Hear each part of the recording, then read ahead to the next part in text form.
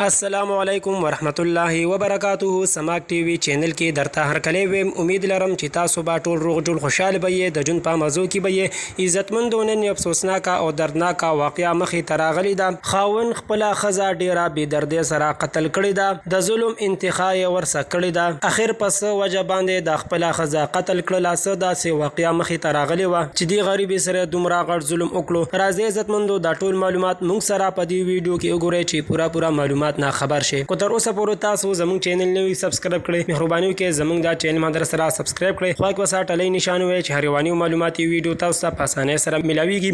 عزتمندو الله تعالی دې رحم وکړي. ظلم پسې ظلم، قتل پسې قتل روان دي. ته تاسو هیڅوک نشته دی. په کراچۍ کې سم غوبل شروع دی. کله جنې قتل، کله ښځه قتل، کله ماشومه قتل کیږي. نن یو ظالم خاوند را پاسېدلی دی او خپله ښځه د په تمانچه باندې څلور ډزه ویشتې ده چې ډیره بېدردۍ سره قتل کړې ده. پولیس والے خاوند گرفتار کړی دی. گرفتارول نه پس یې خپل اقرار وکړو چې دا ما قتل کړی ده. پولیس والا په 3 ورځې ریمانډ جوړې دی. د هغې نه بعد یې ورته ویل چې دا ولې قتل کړی ده. هغه ظالم ورته وویل چې زمونږ کور معامله باندې سلانجه راغلې وه، هغې وجې باندې ما دا قتل کړله. د جنې کور والا وایي چې موږ ته دې پوره انصاف میلو شي، ځکه چې دې ظالم په مخکې ډېر زیات ظلمونه کړي وو، خو موږ غږ نشو کولی ځکه چې دا ډېر بدماش و، ډېر وران کس و. اوس د پولیس لاس ته ورغلی دی، نو پولیس ته پکار دی چې ښه سنګینه او عبرتناکه سزا ورکړي چې آینده دپاره بل هېڅوک داسې کار ونه کړي. عزتمندو دا وه زموږ دا د وخت نیو معلوماتي ویډیو. د نورو نیو معلوماتي ویډیو دپاره زموږ دا چینل مدر سره سبسکرایب کړئ. خوا کې وساټلۍ نشان ووایي چې هر